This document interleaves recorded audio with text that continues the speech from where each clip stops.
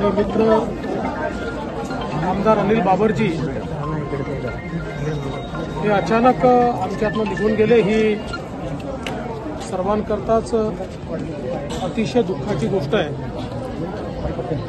सांगली जिल्ह्यामध्ये विटा तालुक्यामध्ये या सगळ्या भागामध्ये त्यांनी तळागाळातनं काम सुरू केलं। एक सरपंच म्हणून, जिल्हा परिषदेचा सदस्य म्हणून आणि त्यानंतर 4 वेळा आमदार म्हणून त्यांनी या भागाची प्रचंड सेवा केली। विशेषतः पाणी पोचलं पाहिजे, सिंचन झालं पाहिजे याकरता त्यांचे प्रयत्न हे कोणीच विसरू शकत नाही।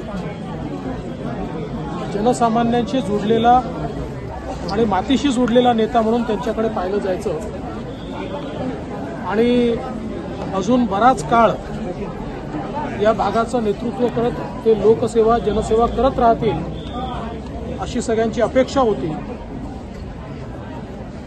लोकांच्या त्यांच्याकडनं याहीपेक्षा मोठ्या पदाच्या अपेक्षा होत्या आणि अशातच अचानकपणे ते निघून गेल्यामुळे निश्चितपणे संपूर्ण तालुक्यामध्ये, जिल्ह्यामध्ये आणि महाराष्ट्रातही एक शोककळा पसरली आहे आणि जनसामान्यांचा एक नेता हरवला अशा प्रकारची भावना आज त्यांच्या जाण्यामुळे तयार झाली आहे।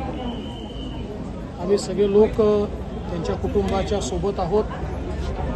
मी ईश्वराला प्रार्थना करतो की ईश्वराने त्यांच्या आत्म्याला शांती द्यावी आणि हे दुःख सहन करण्याची शक्ती कुटुंबाला आणि त्यांचं जे मोठं कुटुंब आहे, आप्तस्वकीय आहेत, नागरिक आहेत, त्यांना देखील द्यावी अशी ईश्वराने प्रार्थना।